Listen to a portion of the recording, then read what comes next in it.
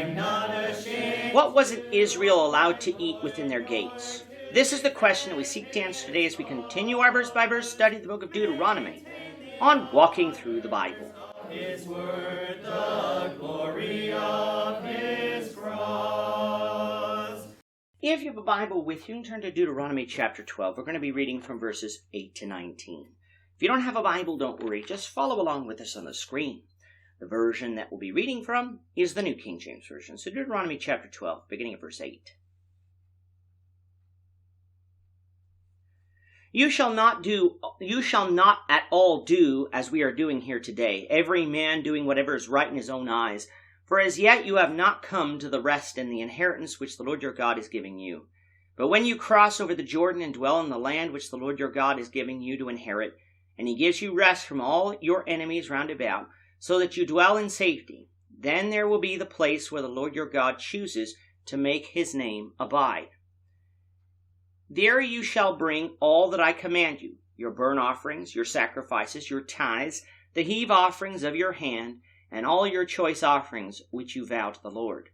And you shall rejoice before the Lord your God, you and your sons and your daughters, your male and female servants, and the Levite who is within your gates, since he has no portion nor inheritance with you. Take heed to yourself that you do not offer your burnt offerings in every place that you see, but in the place which the Lord chooses, in one of your tribes, there you shall offer your burnt offerings, and there you shall do all that I command you. However, you may slaughter and eat meat within all your gates, whatever your heart desires, according to the blessing of the Lord your God, which he has given you. The unclean and the clean may eat of it, of the gazelle and the deer alike. Only you shall not eat the blood, you shall pour it on the earth like water.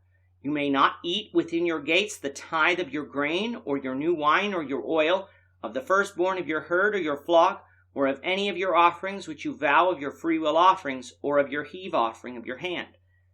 But you must eat them before the Lord your God in the place which the Lord your God chooses, you and your son and your daughter, your male servant and your female servant, and the Levite who is within your gates.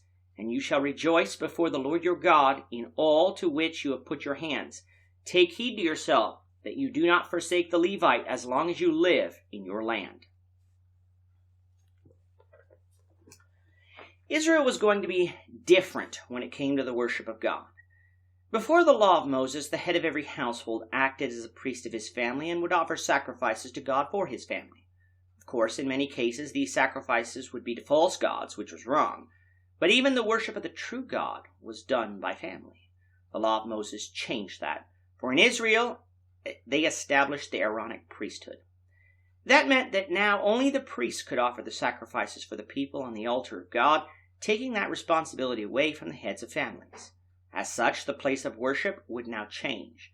Instead of offering sacrifices near where you lived, God would select a place where the tabernacle would rest, and it would be there where Israel would come and offer sacrifices to God. There would not be a traveling tabernacle that would travel from town to town. There would be one place. Now some see this as a prophecy of Jerusalem. If it is a prophecy of Jerusalem, God would wait over 400 years to select that city to place his name in, meaning that for that time period, Israel wouldn't have a set place to worship God. That is not the picture I get from this passage. The problem we have sometimes is that we have the whole picture, the end of the story, as you will. We know the temple will be built in Jerusalem, and Jerusalem was selected by God as a place where the Jews would worship. But that doesn't come until the days of Solomon. However, that doesn't mean that God didn't select another place to place his name before Solomon. Up until the days of Samuel, the tabernacle was in Shiloh. This is where the Lord first placed his name in Israel, and it would be there that Israel would come to worship. It didn't take 400 years for God to pick a city. He picked a city, and Israel worshiped there. Later, he picked another city, and Israel worshiped there. While it may have been God's intention to select Jerusalem all along, he did not do so until the days of Solomon. Now, of course, all sacrifices in Israel were to be brought to the tabernacle to be offered. That meant when sacrifices needed to be offered, one had to leave home and travel to the tabernacle.